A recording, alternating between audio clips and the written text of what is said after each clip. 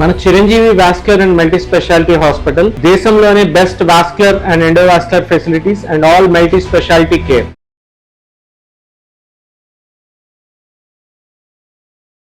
Hello, doctor Dileep Gude here, physician, Yashoda hospital, Somajiguda, Hyderabad.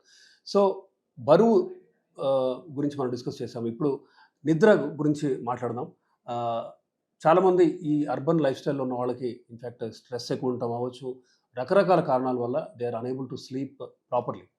So నిద్రకి మనం ఎందుకు అంటే చాలామంది అంత ఇంపార్టెన్స్ కూడా ఇవ్వరు. తక్కువ నిద్రపోయినా నెక్స్ట్ డే అదే గ్రైండ్, మార్నింగ్ 8 నుంచి నైట్ ట్రాఫిక్లో ఇంటికి వచ్చేసరికి మళ్ళీ 9 PM, అంటే 12 గంటలు బాగా స్ట్రెస్లో ఉండి దెన్ ఆ తర్వాత కూడా మీరు బాడీ రిపేర్ చేసుకునే ఛాన్స్ ఇవ్వకపోతే ఖచ్చితంగా అది over period of time problems create చేస్తుంది. ఎలాంటి ప్రాబ్లమ్స్? నిద్ర సరిగ్గా లేకుండా కనుక ఉంటే ఓవర్ పీరియడ్ ఆఫ్ టైం, నెలలు అవ్వచ్చు, కొంతమందిలో సంవత్సరాల్లో, మీకు బ్లడ్ ప్రెషర్ రిస్క్ పెరుగుతుంది. మీ రెస్టింగ్ హార్ట్ రేట్ ఎక్కువ ఉంటుంది, 90 to 100 ఉంటుంది, ఏదైతే 65-70 ఉండాలి. సో హార్ట్ రేట్ పెరగటమే కాదు, బ్లడ్ ప్రెషర్ రిస్క్ పెరుగుతుంది, షుగర్ వచ్చే రిస్క్ కూడా పెరుగుతుంది. సో కేవలం అంటే ఇన్సోమ్నియాతో షుగర్ వచ్చే రిస్క్ పెరుగుతుందా అంటే ఖచ్చితంగా ఎస్. అలాగే మీకు డయాబెటీస్ ఆల్రెడీ ఉంది, మంచి కంట్రోల్ ఉంది, కానీ ఈ మధ్య నిద్ర సరిగ్గా లేదు మీకు ఒక 2 నెలలు, అప్పుడు మీ షుగర్ కంట్రోల్ కూడా బాగుండదు, పెరుగుతుంది. సో షుగర్స్ పెరుగుతాయి, వాటిని తగ్గడానికి మీరు వాడే మందుల డోస్ పెంచాల్సి వస్తుంది, number of classes of medicines కూడా యాడ్ చేయాల్సిన అవసరం ఉంది. సో ఇలా షుగర్ కూడా డైరెక్ట్గా ఇన్సోమ్నియా వల్ల ఎఫెక్ట్ అయ్యే రిస్క్ ఉంది. దెన్ ఇంకా రకరకాల ఇష్యూస్ ఈ ఇన్సోమ్నియాతో, ఇన్ఫ్యాక్ట్ క్రానిక్ ఇన్సోమ్నియా అన్ట్రీటెడ్ అయితే సీజర్స్, ఫిట్స్ వచ్చే రిస్క్ కూడా ఉంది. దెన్ మరి ఏం చేయొచ్చు? నిద్ర సరిగ్గా పట్టాలంటే ఏం చేయాలి? నాన్ ఫార్మకలాజికల్ అంటే అఫ్కోర్స్ మందులు ఉన్నాయి, బట్ మందులు should be the last option నిద్ర పట్టడానికి. ఎందుకంటే వాటికి యూజువల్గా హ్యాబిట్ ఫార్మింగ్ పొటెన్సీ ఉంటుంది, ఆర్ నేచర్ ఉంటుంది, ప్రాపర్టీ ఉంటుంది. సో అంటే ఒకసారి వాడి 2-3 నెలల తర్వాత మీరు దాన్ని తగ్గించుకుంటూ వెళ్ళాలి. అలాగే కనుక 6 months 6 years అలా వాడారనుకోండి, అప్పుడు మీరు సడన్గా కనుక ఆపితే ప్రాబ్లమ్స్ వస్తాయి. అంటే నిద్ర ట్యాబ్లెట్ వేసుకుంటే తప్ప నిద్ర రాదు. సో ఆ దశ, ఆ స్టేట్కి మనం వెళ్ళకూడదు. సో ఇన్సోమ్నియాకి మందులు కాకుండా ఇంకేం చేయొచ్చు? బేసిక్గా మీ సపోజ్ 10:30-11 పడుకుంటున్నారు అన్నప్పుడు 8-8:30 నుంచి మీరు వైండ్ డౌన్ చేయాలి. మీ పనులన్నీ అవగొట్టి కామ్ అయ్యే ఒక అట్మాస్ఫియర్ ఇంట్లో క్రియేట్ చేసుకోవాలి. దెన్ కొంచెం లైటింగ్ కూడా ఎంత తక్కువ ఉంటే అంత మంచిది. అంటే బాడీకి అర్థం అవ్వాలి ఇది నైట్ నిద్రపోయే టైం అనేసి, రైట్? సో మనం ఏంటంటే ఈ ఇళ్లలో ఉన్న ఈ LED లైట్స్ అవ్వచ్చు, బాగా బ్రైట్ లైట్స్ వల్ల బ్రెయిన్ ఈజ్ గెటింగ్ కన్ఫ్యూజ్డ్.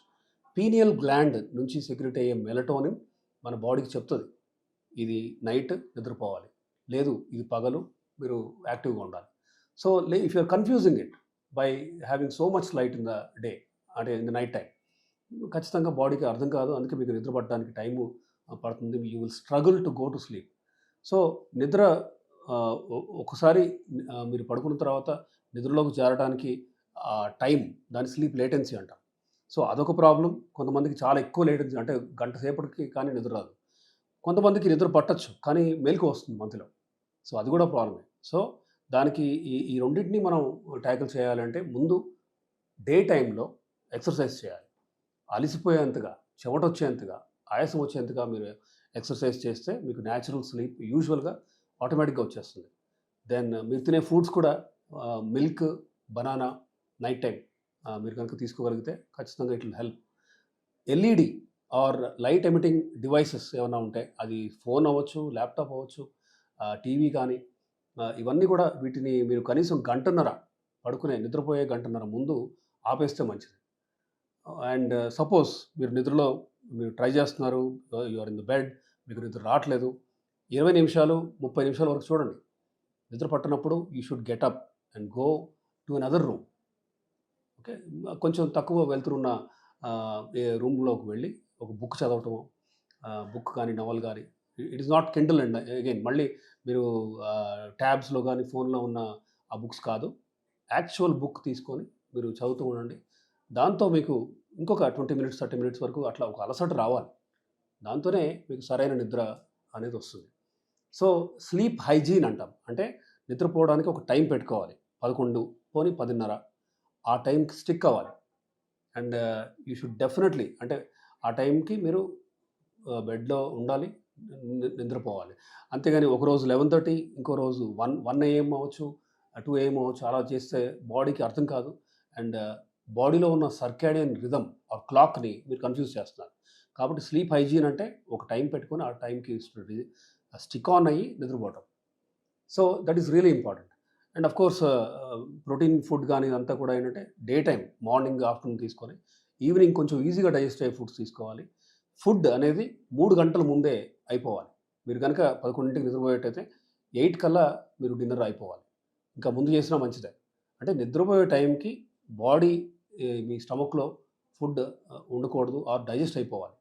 అది కూడా ఇంపార్టెంట్. ఎందుకంటే మీరు బాగా తిని వెంటనే నిద్రపోతే కూడా బ్లడ్ సప్లై అంతా ఈ అరుగుదలకి ఇంటెస్టైన్స్ వైపు బ్లడ్ సప్లై వెళ్తుంది.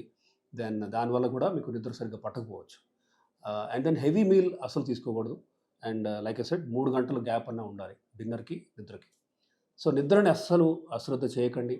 ఇన్ఫ్యాక్ట్ క్రానిక్ ఇన్సోమ్నియా వల్ల రకరకాల ప్రాబ్లమ్స్ చూస్తున్నాం ఈ మధ్య.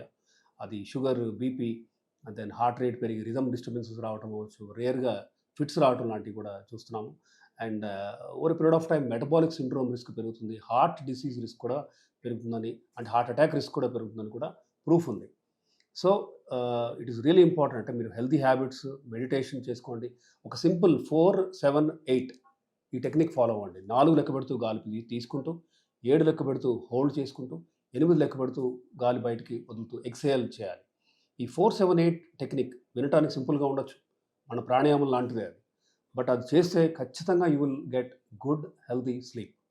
అఫ్కోర్స్ ఇవన్నీ చేసిన తర్వాత కూడా 2 నెలలకి మీకు సరైన నిద్ర రానప్పుడు మీరు you will need sleep AIDS, అంటే మందులు అవసరం పడవచ్చు మీకు. లో డోస్తో అలవాటు అవ్వని మందు మీరు మీ డాక్టర్ మీకు ప్రిస్క్రైబ్ చేస్తారు. కానీ మేక్ ష్యూర్ 2-3 నెలల తర్వాత ఆ డోస్ తగ్గించే విధంగా చూసుకోవాలి. అది హ్యాబిట్ ఫార్మింగ్ అవ్వకూడదు. ఎందుకంటే ఒక్కసారి అలవాటుగా మారిందంటే మళ్ళీ దాని నుంచి మీరు ఆ మందు ఆపటం అనేది కష్టం అవుతుంది. So that's about sleep. Thank you.